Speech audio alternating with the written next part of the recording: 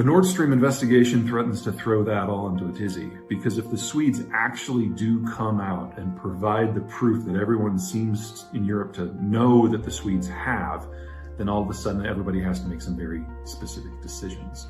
And even if the Europeans don't do it, without evidence out there, the Americans, under existing law, really don't have much of a choice. And then the Americans will have to stop trading with any country that is still trading with the Russians. And in that sort of circumstance, the entire European economic and social model goes away in a very, very short period of time. This is one of those situations where the truth will not set you free, but the truth appears to be about to come out. We're going to have a series come out this week on issues that have come out of the Ukraine war in terms of economics and strategy and everything else. We're going to start with something that the Swedish government started announcing this past Friday, when they started releasing bits and pieces from the forensic work that they have done on the Nord Stream bombing. Now, Nord Stream is a natural gas pipeline that goes under the Baltic Sea from the Russian mainland to the German coast. And when it was operating, it was providing the German economy with 40% of their natural gas usage. And without it, we are talking about the beginning of the end of Germany as an industrial power. More on that later in the series.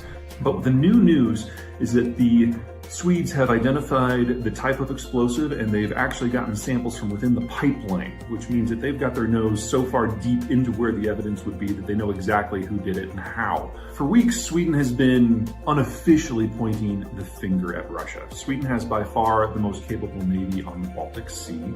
Sweden has by far the most advanced sonar and forensic capability in the area.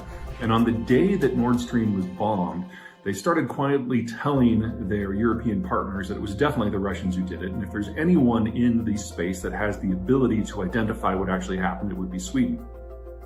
However, they have not made their findings official in any possible way until now. And the question is, what has changed? And the question is, why have they not? Unfortunately for the Europeans, the answer is pretty simple to the second questions. If they admit that the Russians are deliberately destroying critical European infrastructure, then that requires action. It, in the parlance of the United States, makes Russia a state sponsor of terrorism. And countries that kind of fall into that category, you don't trade with. And this, at least at this moment, has not been an option for the Europeans at all. Even with Nord Stream offline, Russia remains the number 3 supplier of natural gas to the continent. It is the number 1 source of the inputs that allows the Europeans to make fertilizer or to smelt aluminum. This is the raw material that goes into their steel. This is the raw material that goes into... And if we've got Germany and China in a degree of economic duress at more or less the same time, but for different reasons, I don't see how we pull out of this. I would love to be wrong. I would love for there to be a transition period where we have a chance to plan. But everything has gone so far with no mitigation that I think we're well past the point of no return now. Either of these issues, from my point of view, are death blows, and having them both in roughly the same time frame is just really bad luck. I'd like to go back to something that Ian said about the Russians. I am not convinced that they're going to turn Nord Stream back on or not. I don't know. That's an internal Russian political move that it's entirely possible they haven't made the decision on.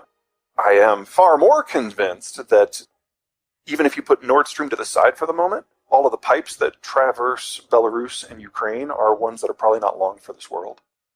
It's difficult for me to see a Ukraine that believes it's losing the war to allow those to continue to operate. And I think one way or another, we're going to be seeing Russian energy fall off the market for a significant period of time. And by significant, I mean decades. The last time the Russians, for whatever reason, had to shut in their oil, it was 1992, because their exports, their raw production was fine, but their internal market collapsed, so industrial demand went away.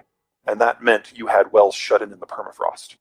And when that happened, the wells become damaged, and you get frost and water expansion damage up and down the pipes and in the wellheads themselves, and eventually you have to rebuild most of the system. That took them 30 years last time. So Nord Stream is like the issue of the moment, like literally right now, this moment. But there is a half a dozen other things that are semi-related behind the scenes that are perfectly capable of making any German hope for getting back to some sort of old normal or transitioning to a new normal on a time frame they can't control. And in that sort of environment, I am very concerned about what happens with German manufacturing. And I'm even more concerned about what that means for Germany's position within the Western world. Because it feels to me like the Russians are presenting the Germans with a simple choice. We can keep the lights on for you, but that means you're out of the coalition that is supporting Ukraine, and that means the logistics that you have that is supporting Ukraine are no longer in play. Or you can do this without us, and good luck with that.